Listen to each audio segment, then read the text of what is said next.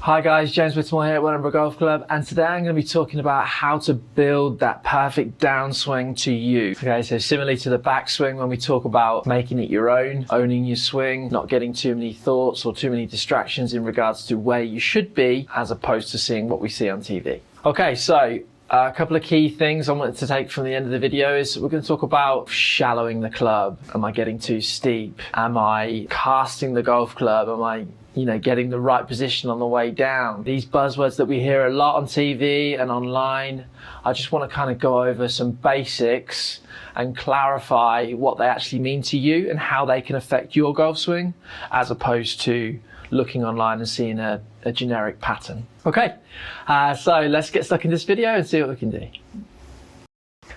Okay, so let's talk feels on the downswing, because as I stated in my backswing video, it's easier to have an understanding of where the club head is because I can process it a bit more, because the backswing is considerably slower than the downswing in theory.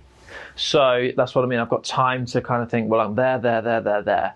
Can be good, can be bad. But with the downswing, it's kind of over in a flash. And if you ask, generally speaking, if you say to someone, what were you doing on that swing there? They'll say, well, I'll just hit the ball, because it happens so quickly, which is not necessarily a bad thing. So hence why I come back to that word feel. So have a feel in your downswing. So let's go to the top. So if I wind myself up to the top of my backswing, get myself to my physical limitation, I've made my rotation in my shoulders and my hips as much as I can. My next movement now, so if I just take myself for an example, is to start with my lower half and then just try and let the club fall into place to be able to hit my shot. Now you might think that, well, that's quite vague. How am I supposed to take anything towards that? Again, that's a feeling for me. So if I start, because my bad thing is if I get to the top of my backswing and I throw my hands first, my lower half hasn't moved, and I become very hands and arms and then get very quick from the top. And that's something we can do a lot. We can get quick from the top. So again, like I said, think of it as a chain reaction from the ground up. I will start my downswing kind of with my knee, my right knee's kicking in, bumping over to my lead foot on my lead hip here, and my hands and arms are coming down. So as I come in, it's boom, and the rest follows. The key thing when I'm doing that is my head just stays dead still, and that will kind of hopefully get me a nice consistent pattern in strike, as opposed to getting here and bang, hands come down first, body doesn't move at all, small muscle groups work crazy, and we know what happens from there. So things you can do if you want to sequencing that downswing correctly, little things like I just do something dead simple. I'll just put a stick in the ground just outside my lead heel, pop it in the ground a couple inches outside when I'm practicing, and I'll bump into the stick. Bump into the stick first, use that as a marker, then that'll kind of get my downswing going in how I want it to. So that's my thought, I can just go bump, and that's how I can hit the shot, how I would like to, without, like I say, letting my hands and arms attack first. Okay, a couple of the buzzwords. Number one, casting the club. You'll get this a lot, and it's a very tricky one. And if you do suffer with this movement, casting the club, being that my kind of wrists will extend this way from the top of the backswing, it tends to work first, bring the club back to impact, and it effectively produces an impact position like so. So I've got no real power, I'm adding a lot of loft to the club, therefore ball's going up as opposed to going forwards too much. Creates too much loft, kills my distance, kills my strike. So how do we prevent a cast? How long's a piece of string? It's one of them. But what I would say again is, first of all, identify that that's definitely what you do. Again, don't just look at a magazine or look online and think, I must be doing that. That's why I hit it really high. Like I say, seek professional advice. I can't stress that enough. Or if you're not doing that, have a real full understanding of what you're doing in your game.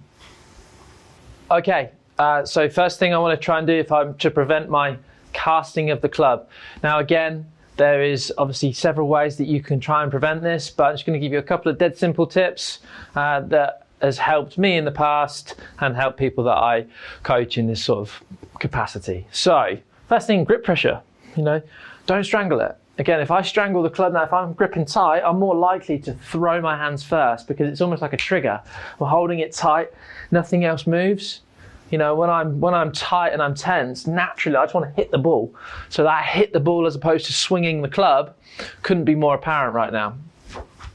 So I want to try and loosen off my grip. The second thing is, you see I've got this stick here, about a couple inches behind the golf ball. This is again a good drill for you. Again, if you do decide to come in early, because generally speaking, from like a cast, anything like that, the club's going to be bottoming out, meaning it's going to be hitting the ground earlier on than you would do with contacting the ball. So if that's the case, I'm going to hit the stick, I'm going to hit the ball, and I know that I haven't really delivered the loft. I'm adding loft as I'm hitting the ball. So I will keep that there as my sort of trigger. And now what I'm going to do, I'm going to place my hands further forward of address than I normally would.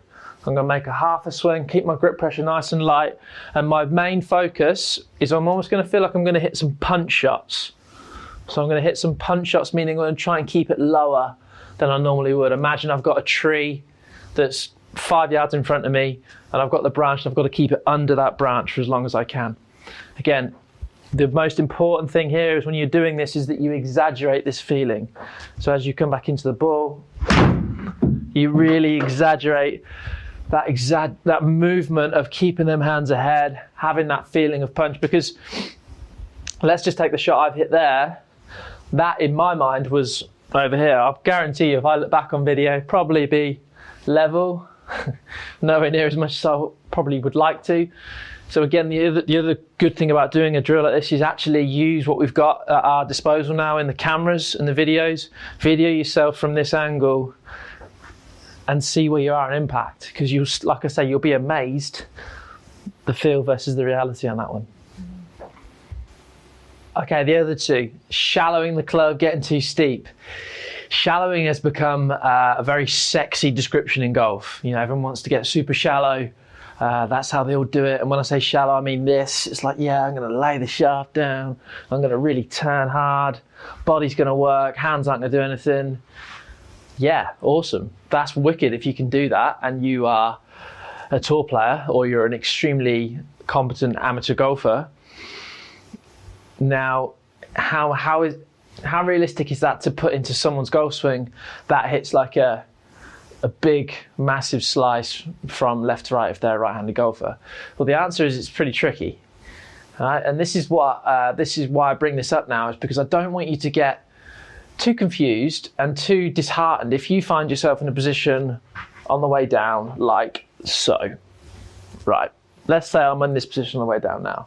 Okay, so if I was to freeze frame that here now, and if I let my club and everything else travel through the ball, as you can see, the path of that is going left.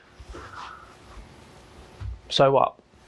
Okay, so the path is going left. I'm a right-handed golfer, path is going left. So that would naturally start the ball left of target, right? Well, obviously it depends on the club face, but if I've squared that club face to that swing line, that ball is going to start left. Now, if I've got the relationship right, club face and path, that ball will fade and come back to its intended target. What's wrong with that? So when you're looking on the video and you see yourself and you're like this and you're like, oh no, I need to be more here, I'm getting too steep. Well, what is it that you're after? What is it you're actually hitting? If you're hitting a fade? If you're hitting a fade, then no, you're not too steep on the ball, are you? You're attacking the ball from the right direction from the shot you're hitting. And if you're comfortable hitting a fade, then great. If you're hitting a slice and you're not getting any consistency, you're taking massive divots, then yeah, we probably need to have a conversation about getting you away from that position. And then again, if the same sort of camera angle, if I then bring the club up and I start my downswing and I'm in here now, so now I look at it and think, right, okay. So again, if I freeze that and let that hands and arms come through on that line, path is going that way, right? So the club's traveling this way to the right of the target. Again, depends on the relationship between club face and swing line, but where's the ball going to start? In theory, it will start right and draw back. So again, before you start comparing yourself to or looking at magazines on how you should swing the club, identify what you hit first. Do you hit a draw? Do you hit a fade? figure out what you hit first, and then start to look at positions that you feel like you should be in or you would like to be in. Okay guys, hopefully that's cleared a few things up for you. Like I say, it's not a case of giving you any magic formulas there on how to make an awesome downswing that's going to win you a load of tournaments. But what hopefully I've given you is a bit more clarity on what are you doing. Like I say, I go on about taking ownership, having your swing a lot, but it's so important and it's integral to build the best swing capable for you. Identify what you hit, identify the shot that you hit and how you hit it, and then you can start to build from there. Okay, there you go. Let me know what you think. Usual stuff. Hit the like button, leave a comment, and subscribe to my channel if you're not already. Okay, thanks very much, guys. Cheers.